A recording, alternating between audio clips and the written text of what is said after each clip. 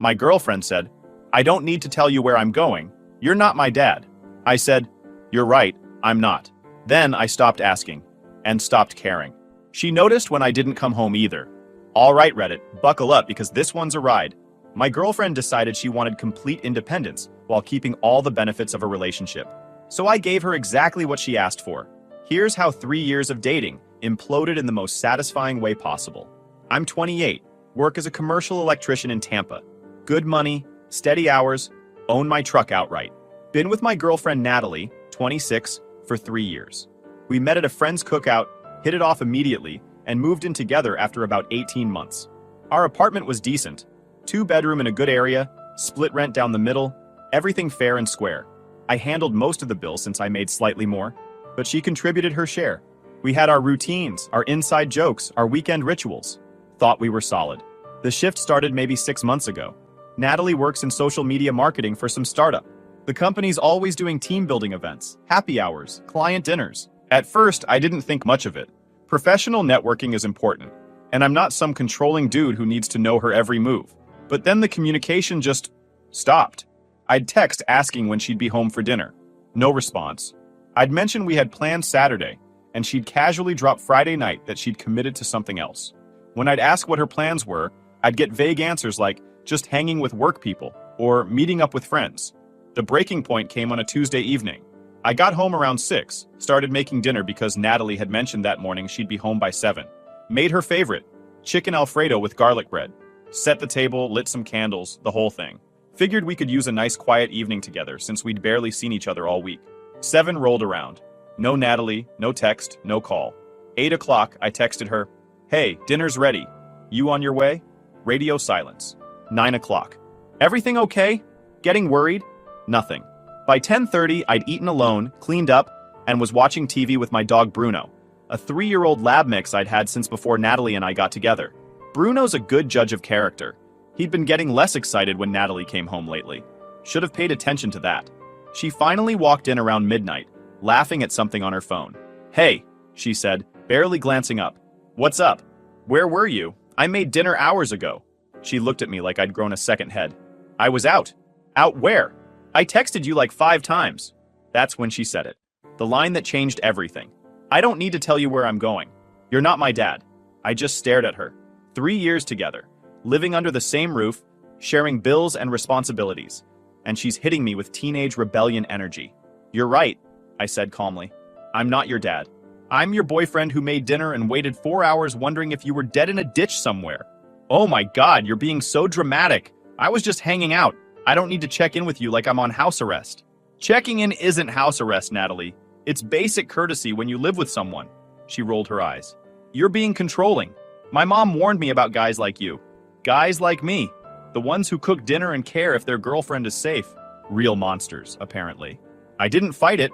Just went to bed while she stayed up scrolling through her phone, occasionally giggling at messages. The next few weeks were more of the same.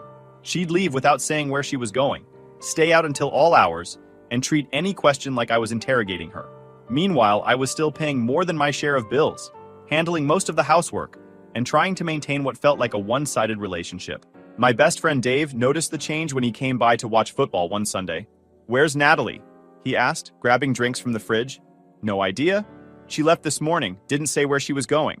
Dave raised an eyebrow. "Dude, that's weird. Apparently asking makes me controlling." "Controlling? Bro, my girlfriend texts me when she stops for gas. That's not controlling. That's being in a relationship." Bruno was sitting at my feet, and Dave reached down to scratch his ears. "At least you've got this good boy. Dogs don't play mind games." Something clicked in my brain during that conversation. I was putting in all the effort, emotional, financial, domestic, while Natalie was acting like a single woman with a live-in roommate who occasionally got mad at her. The final straw came 2 weeks later. Friday night, I had plans with the guys. Monthly poker game at Dave's place. I'd mentioned it to Natalie multiple times throughout the week. She'd said, "That's fine," and talked about having a quiet night at home. Friday afternoon, I confirmed with her via text, "Poker tonight at Dave's. Should be home by midnight." Her response, "K." I showed up at Dave's around 7. We played cards, ate pizza, talked about work and sports and normal friend stuff. Good, low-key evening. I was home by 11:30, earlier than expected. Walked into the apartment to find absolute chaos.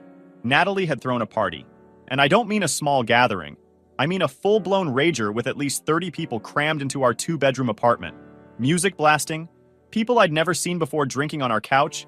Someone had spilled something red all over the carpet. Bruno was locked in our bedroom, barking anxiously. I could hear him over the music. I found Natalie in the kitchen, wearing a dress I'd never seen, laughing with some guy who had his hand on her lower back. "Natalie!" I had to yell over the music. "What is this?"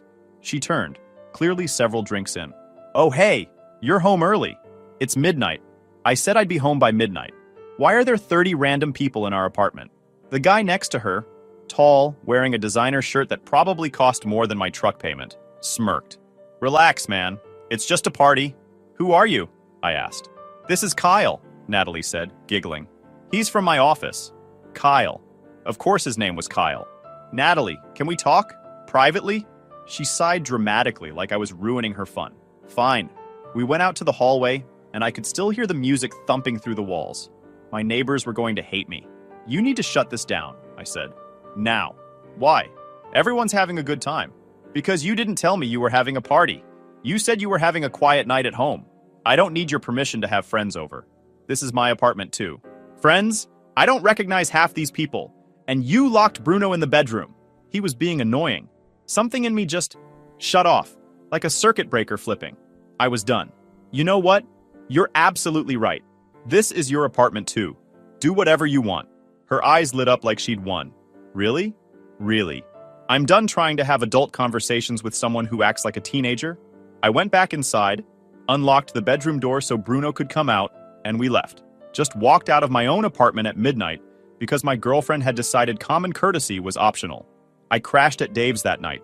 He took one look at my face and just handed me a blanket for the couch. "What happened?" I told him everything. The party, the locked dog, Kyle with his hand on Natalie's back. "Dude," Dave said slowly, "that's messed up. Like really messed up." "I know. What are you gonna do?" "Honestly? Nothing. She wants to be independent? She can be independent." Something changed in me that night. I wasn't angry, wasn't hurt. I was just done. Done trying to make someone care who clearly didn't. Done being treated like an inconvenience in my own relationship. The next morning, I went back to the apartment around 10. The party debris was everywhere. Cups on every surface, sticky spots on the floor. The place smelled like stale drinks and too many people. Natalie was passed out on the couch, still in that dress. I didn't wake her, just took Bruno for a long walk, grabbed my work clothes, and left again. Over the next few days, I implemented what I called the independence plan. Natalie wanted to live like she was single? Fine. I'd treat her exactly like a roommate. Nothing more, nothing less. I stopped cooking for two, made my own meals, ate them, cleaned only my dishes, stopped asking where she was going or when she'd be home.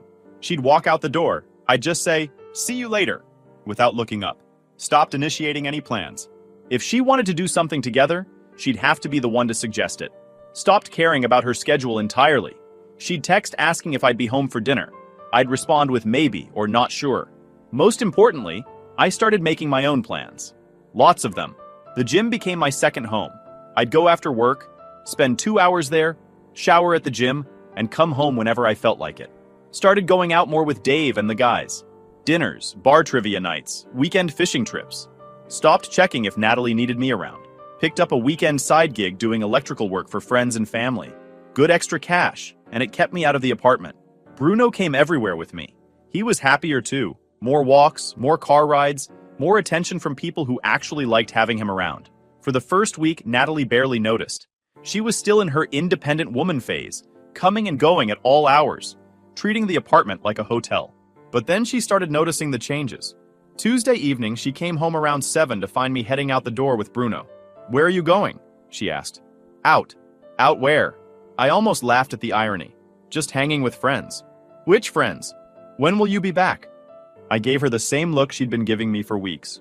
"I don't need to tell you where I'm going. You're not my mom." Her mouth actually fell open. "That's not funny." "Wasn't trying to be funny. See you later." I went to Dave's, helped him install some new lighting in his garage, grabbed dinner at a sports bar, didn't get home until almost midnight. Natalie was sitting on the couch when I walked in, clearly waiting up. "Where were you?" she demanded. "I told you. Out." "For 5 hours? Time flies when you're having fun. I'm gonna hit the hay." Night. The pattern continued. Every time she tried to pin me down about my schedule, I'd give her the same vague non-answers she'd been giving me for months. The change was subtle at first, but it was happening. I started noticing things I'd ignored before. How our apartment had slowly transformed into her space rather than our space. Her throw pillows everywhere, her organizational system for everything, her preferred brand of coffee that I didn't even like but kept buying because it made her happy. I stopped buying that coffee, started getting my own again. The little accommodations I'd been making for months, keeping the TV volume low when she wanted to nap, avoiding certain restaurants because she didn't like them, scheduling my workouts around her preferred times to use the bathroom. All of that stopped. Not out of spite, but because why was I accommodating someone who wasn't accommodating me? Tuesday evening, Natalie came home to find me rearranging the living room. I'd moved her decorative pillows to the bedroom and brought back my gaming setup that she'd convinced me to put in storage because it didn't match the aesthetic. "What are you doing?" she asked, staring at the TV and console now prominently displayed. "Making myself at home. This is my apartment too, remember? But we agreed on the living room layout. You decided on the living room layout. I just went along with it because I thought that's what you did in relationships. Turns out I was wrong." She looked like she wanted to argue, but couldn't find the angle. I'd used her exact logic against her, and she knew it. Wednesday, I stopped at the grocery store after work and bought only food I liked. No more of her organic, overpriced snacks. No more almond milk that tasted like cardboard. No more of that expensive Greek yogurt she loved. Just my normal staples. Regular milk, actual cheese, the cereal I'd stopped buying because she said it was too sugary. When she went to make her morning smoothie Thursday and found regular milk instead of almond milk, I could hear her frustrated sigh from the bedroom. "Where's my almond milk?" she called out. "Didn't buy it." "Why not?" "Wasn't on my shopping list." But you know I use it every morning." I walked into the kitchen, grabbed my coffee. "Do I? Because you know I make dinner most nights, and you stopped coming home for it." Funny how that works. Friday night, she came home around 6:30, unusually early for her, with takeout. "I got us Thai food," she announced, holding up the bags. "Your favorite." "Cool. I already ate though, and I'm heading out in like 10 minutes. "Out? Again? Where?" "Poker night at Dave's." "You were just there last week." "Yeah, we play every Friday now." Didn't I mention that? I hadn't mentioned it, obviously. The same way she hadn't mentioned about 90% of her plans for the past few months. "But I got food for both of us," she said, her voice getting that edge to it. "Sorry, I didn't know you were planning that. Maybe text me next time?" I grabbed Bruno's leash and headed for the door. He was already excited, knew the routine by now. Friday meant poker night, which meant he got to hang out with Dave's dog Rocky, a friendly mutt who was great with other dogs. "Wait, what am I supposed to do with all this food? Eat it? Save it? I don't know, Natalie. You're an independent woman. Figure it out." I could feel her staring daggers at my back as I left, but I didn't turn around. Bruno and I got in the truck, and as we pulled out of the parking lot, I felt that same sense of lightness I'd been feeling more and more lately. At Dave's place, the guys were already setting up. Dave, his brother Mike, and 2 co-workers from my job, Chris and Danny. Good guys. The kind who showed up when you needed help moving furniture or jump-starting your car at 3 in the morning. "Natalie finally noticed you have a life?" Dave asked as he dealt the first hand. "Oh yeah, she's noticing. My sister pulled the same thing with her ex," Mike said, tossing in his ante. "Treated him like furniture for 2 years, then freaked out when he started making plans without her. They didn't make it." "You think you guys will make it?" Chris asked. I looked at my cards. Pair of 7s, nothing special. Honestly, no idea. But I know I'm not going back to how it was. "Good for you, man," Danny said. "My wife tried that independence thing early on. I told her straight up, I'm not doing the guessing game. You're either in or you're out, but I'm not chasing you." "How'd that go?" "Been married 12 years. She shaped up real quick once she realized I wasn't bluffing. The game went on, and we talked about everything except my relationship drama. Sports, work, that new brewery that opened downtown, Chris's ongoing war with his HOA over his fence color. Normal guy stuff that didn't require emotional processing or deep analysis. I got home around 11:30 to find Natalie still awake, sitting on the couch with her laptop. "How was poker?" she asked, trying to sound casual. "Good. Won $40. "That's nice." She closed her laptop. "Can we talk?" "About what?" "About us. About what's happening. What's happening is we're both doing our own thing. Isn't that what you wanted?" "Not like this." I sat down in the recliner, my recliner that she'd wanted to get rid of because it was ugly, and waited. "You're different," she said finally. "You're distant and cold, and it's like you don't even care anymore. I'm exactly the same as I've always been. The difference is I stopped trying to force a connection with someone who wasn't interested. I am interested. Now you are. Funny how that timing works out. The poker night became a regular thing. So did the gym sessions, the side work, the weekend fishing trips. I was busier than I'd been in years. And honestly, I felt better than I had in months. I wasn't being spiteful or trying to hurt Natalie. I just stopped putting in effort where it wasn't appreciated. Stopped being available by default. Stopped making her my priority when I clearly wasn't hers. Bruno was thriving too. All the extra activity meant he was healthier, happier, better behaved. We started going to this dog park every Sunday morning, met some cool people there. One woman, Andrea, had a golden retriever that Bruno loved playing with. Andrea and I started chatting during the park visits. Nothing romantic, just friendly conversation about dogs and work and life. She was a nurse, single, had her life together. The kind of conversation where both people are actually present and interested, not checking their phones every 30 seconds. One Sunday, after Bruno and her dog had been playing for over an hour, Andrea suggested we grab coffee. Sure, I said. There's a place right around the corner. We walked over with the dogs, got coffee, sat outside talking about everything and nothing. It was easy, comfortable, drama-free. Everything my relationship with Natalie hadn't been in months. I got home around noon to find Natalie pacing the apartment. "Where have you been?" she demanded the second I walked in. "Dog park. For 4 hours?" We went for coffee after. Bruno made a friend. "Who's we?" "Me and this woman, Andrea. Her dog and Bruno get along great." Natalie's face went through several expressions in rapid succession. "You went for coffee with another woman?" "Yeah, it was nice. She's cool." "You can't just go have coffee with random women." I set Bruno's leash down, grabbed some water from the fridge. "Why not? We're just friends. You have plenty of guy friends. Like Kyle from your office." "That's different." "How?" She couldn't answer that. Just stood there sputtering while I headed to the bedroom to change clothes. Had plans to meet Dave for an afternoon at the shooting range. "Where are you going now?" she called after me. "Shooting range with Dave." "When will you be back?" "Not sure. Depends on how crowded it is." I could hear her throwing something soft against the wall as I left, probably a pillow. She used to do that when she was frustrated. The next week, things escalated. Natalie started trying to reassert control over my schedule, asking me to stay home, wanting to make plans together, getting upset when I had other commitments. Wednesday evening, I came home from work to find her in the kitchen cooking. "I made dinner," she announced. "Chicken Alfredo, your favorite." Same dish I'd made for her months ago when this whole mess started. The irony wasn't lost on me. "That's nice. I already ate though. Got food with some guys from work. You didn't tell me you had plans." "Didn't know I needed to. You want me to ask permission now?" Her face flushed. "That's not what I meant." "Then what did you mean?" She couldn't answer. I could see the gears turning in her head, trying to figure out how to say, "I want you to tell me your schedule," without sounding like the exact thing she'd accused me of months ago. I grabbed Bruno and we went for a walk. When we got back an hour later, the food was still sitting on the counter, untouched. Natalie was in the bedroom with the door closed. Thursday, she tried a different approach. Affection. Started texting me during the day with hearts and inside jokes. Asked if I wanted to watch a movie that night. Just us. Can't tonight. Helping Dave install some outlets in his basement. Can't that wait? Nope. Already committed? Friday, she suggested we go out for date night. Where? I asked. That Italian place you like. Can't. Poker night. Cancel it. Why would I cancel plans I already made? Because I'm asking you to. I looked at her, really looked at her, and saw desperation. She was realizing what she'd taken for granted, but she still didn't understand why I wasn't jumping to fix it.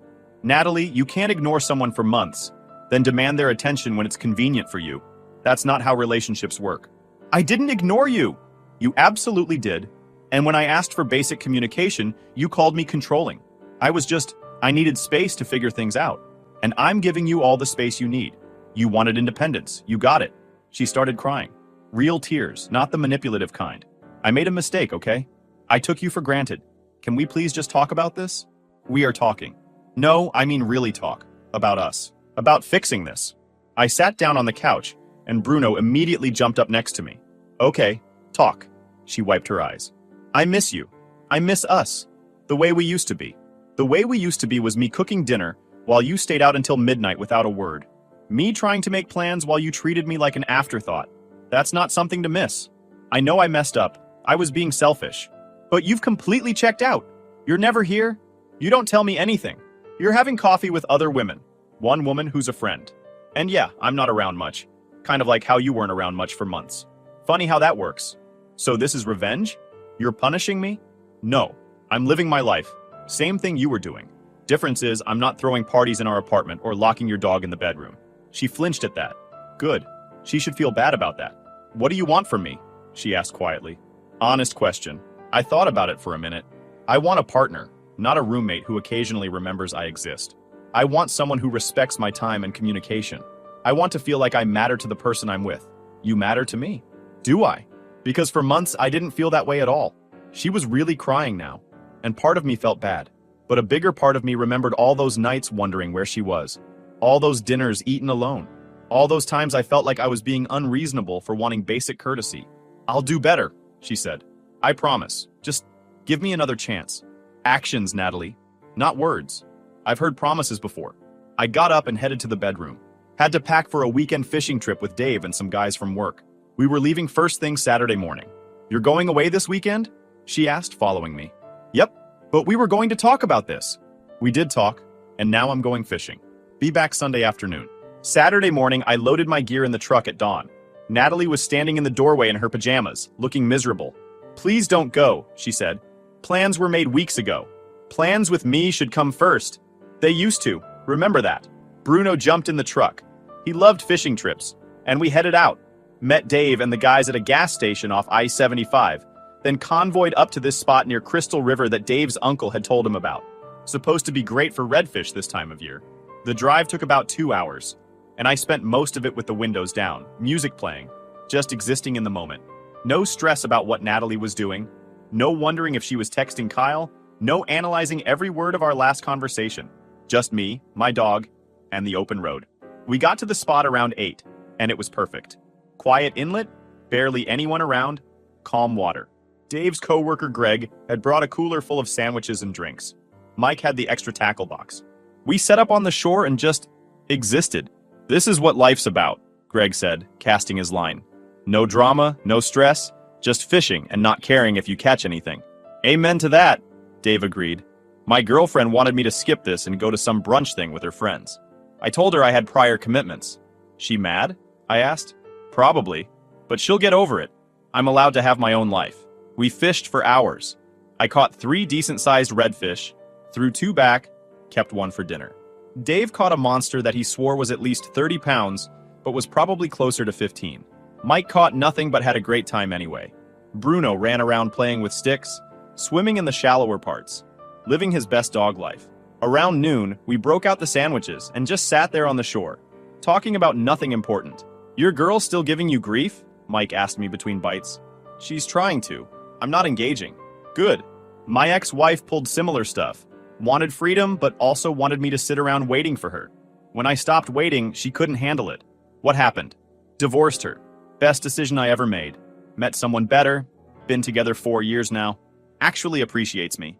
Greg chimed in. It's crazy how some people don't value what they have until it's gone. My sister did that with her first husband. Great guy. Treated her like gold, but she took him for granted. By the time she realized he was checking out, it was too late. They work it out? Dave asked. Nope. He remarried within a year. She's still single, still complaining that all men are trash. Can't see that maybe she was the problem? We fished until late afternoon, packed up around 4, and started the drive back. I felt completely recharged. Something about being outdoors, away from technology and relationship drama, just reset my brain. The weekend was exactly what I needed. Good weather, decent fishing, better company. No drama, no guilt trips, just guys being guys and dogs running around being happy. I got back Sunday around 3. Natalie's car wasn't in the parking lot. Figured she was out somewhere, which was fine. Bruno and I went inside, and I started unpacking my gear, cleaning my fishing rod, putting everything away properly. My phone had been on silent the whole weekend, and when I finally checked it, there were 17 missed calls from Natalie and about 30 text messages. They ranged from casual, "How's fishing?" to increasingly frantic, "Where are you?" to finally angry, "You're being ridiculous." I didn't respond to any of them immediately. Just put my phone on the charger and took Bruno for a walk around the complex. We ran into our neighbor, Mrs. Patterson, an elderly woman who always had treats for Bruno. "Haven't seen you around much lately," she commented, giving Bruno a cookie. "Been keeping busy. Good for you." That girlfriend of yours had some loud party here a few weeks ago. Woke up half the building. You weren't here. Yeah, I heard about that. Sorry for the noise. Wasn't your fault, dear. But maybe talk to her about it? Some of us old folks need our sleep. I promised I would, though I had no intention of talking to Natalie about anything she didn't want my input on. Around 5, my phone buzzed with a text from Natalie. Where are you?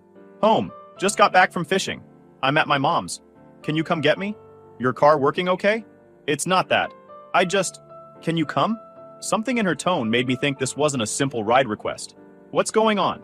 Just come, please. I sighed, told Bruno to hold down the fort, and drove to her mom's place about 20 minutes away.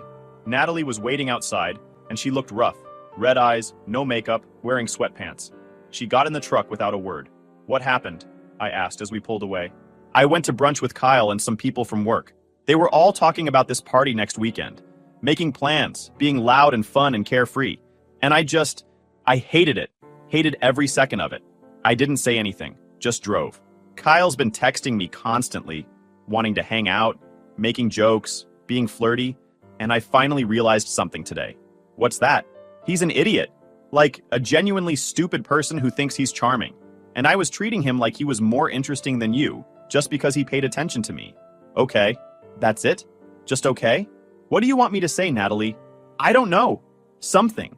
Anything. You've been so cold lately, and I deserve it. But it's killing me. I pulled into our apartment complex and parked. Sat there with the engine off, trying to figure out how to explain what I was feeling. You asked me earlier what I want, I said finally. I want to feel like I'm with someone who chooses me. Not someone who keeps me around as a safety net while looking for something better. You spent months treating me like I didn't matter. And when I stopped chasing you, suddenly I'm important again? It's not like that. Then what is it like? She took a shaky breath. I got scared. We were getting so serious, and I panicked. I thought if I proved I didn't need you, then I wouldn't be vulnerable. But all I did was push away someone who actually cared about me while surrounding myself with people who didn't give a damn. First honest thing she'd said in months. Kyle texted me today asking if I wanted to come over tonight, she continued, and I realized I didn't want to. I wanted to be home, with you, watching something dumb on TV with Bruno hogging the couch.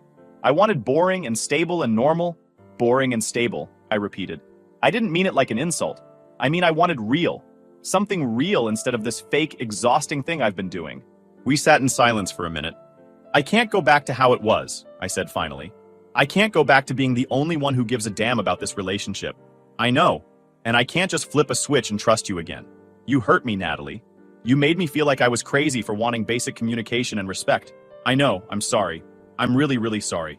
Sorry is a start, but it's going to take more than that. What can I do? Show up. Actually show up. Not just physically, but emotionally. Be present. Communicate. Treat me like someone you want to be with, not someone you're stuck with. She nodded, wiping her eyes. I can do that. And Kyle needs to be out of the picture. Completely. Already blocked him. The party in our apartment? Never again. You want to have people over? We discuss it first. Both of us. Agreed. And Bruno doesn't get locked in the bedroom. Ever. That was awful. I felt terrible the whole night. We went inside. Bruno greeted us enthusiastically, like we'd been gone for weeks instead of 30 minutes. Natalie knelt down and let him lick her face, apologizing to him between laughs. That night, we actually talked. Really talked. Like adults who care about each other. She explained her whole spiral. Work stress, fear of commitment, the validation she got from male attention at her office. None of it excused her behavior, but at least I understood it. I explained my side, the loneliness, the frustration, the hurt of being treated like an afterthought, how I wasn't trying to be controlling, just trying to be in a partnership. I saw you with Andrea at the dog park last week, she admitted. I drove by on my way back from the store. And you looked happy, genuinely happy in a way you haven't looked around me in months. That's when I knew I'd really screwed up. Andrea's just a friend, I know. But the fact that a random woman at a dog park could make you smile more than your girlfriend of 3 years, that was a wake-up call. Things didn't magically fix themselves after that conversation. That's not how real life works. But things did start to shift. Natalie started communicating. Actually communicating. Texting when she'd be late. Asking about my plans. Making time for us to do things together. She stopped going to every single work event. Started choosing which ones actually mattered, and which were just excuses to stay out. She apologized to Dave and the guys for how she'd been acting. Even brought them homemade cookies as a peace offering, which was both unexpected and appreciated. Most importantly, She started treating our relationship like something worth maintaining, not something that would automatically be there no matter how much she neglected it. I kept up my gym routine, my poker nights, my side work, but I also started making time for us again. Date nights, quiet evenings at home, weekend trips with Bruno. The difference was, now it felt mutual instead of one-sided. About a month after our talk, we were making dinner together. Actually together, both of us cooking instead of me doing it alone, when she brought up the party. I never properly apologized for that night, she said, chopping vegetables. That was so disrespectful. To you, to our home, to Bruno. I was so caught up in being fun and spontaneous that I completely lost sight of what actually mattered. Yeah, that sucked. I ran into Kyle at the coffee shop yesterday. I looked up from the pasta I was stirring. And he tried to talk to me, asked why I'd been ghosting him. I told him I was focusing on my relationship and wasn't interested in whatever he thought we had going on. How'd he take it? Called me boring and said I'd chosen wrong, which honestly just proved I'd chosen right. We ate dinner at the table, novel concept, and talked about our days. She told me about a difficult client. I told her about a complicated rewiring job. Normal, boring, stable conversation between two people who actually cared about each other's lives. After dinner, she pulled out her phone. I want to show you something. She opened her Instagram and showed me her close friends list. I removed you from this ages ago when I was being shady, but I want you back on it. And I want to go through my following list and remove anyone who doesn't respect our relationship. She went through her social media right there, removing Kyle and several other guys who'd been sliding into her DMs. There, clean slate. You didn't have to do that. Yeah, I did. These guys don't respect boundaries. And I wasn't shutting them down because I liked the attention. But that attention isn't worth losing what we have. Dave came over for a barbecue that weekend. Hadn't had him over in months because things had been so tense. He and Natalie actually got along for the first time in forever. You seem good, he said to me while we were manning the grill. Like actually good, not just pretending. Getting there. She's different too. Less, he searched for the word, defensive. Yeah, we both needed a wake-up call. Well, I'm glad you worked it out. Was getting tired of you crashing on my couch. Andrea and her dog joined us at the park the next Sunday. Natalie came with me this time, and the two women got along immediately. Andrea's golden and Bruno played while we all talked about dogs and work and weekend plans. You two are cute together, Andrea said at one point. When she talks about you, you can tell she really cares. Natalie smiled. Took me almost losing him to realize how much. We walked to get coffee after, all three of us plus the dogs. It was easy and comfortable and drama-free. This is what relationships should feel like. Supported by friends, built on communication, stable enough to weather problems without falling apart. That night, lying in bed with Bruno snoring at our feet, Natalie turned to me. Thank you, she said quietly. For what? For not giving up completely. For giving me a chance to fix things. A lot of guys would have just walked away. Almost did. I know, and I wouldn't have blamed you. She paused. I'm going to spend a really long time making this up to you. You already are. 3 months later, things are genuinely good. Not perfect, no relationship is, but solid. We've got our routines back, but healthier ones. We communicate. We make time for each other. We respect boundaries and schedules. Natalie still goes out with her work friends, but now I know when and where. I still have poker night and fishing trips, but I check with her first if it conflicts with something we plan together. It's basic courtesy that somehow became radical in the middle of her independent spiral. The biggest change is how we handle conflict. When something bothers us, we talk about it immediately instead of letting it fester. She doesn't dismiss my concerns as controlling, and I don't shut down and withdraw. If you enjoyed this video, please hit that subscribe button. It really helps the channel and help us bring you more and better stories. Thanks.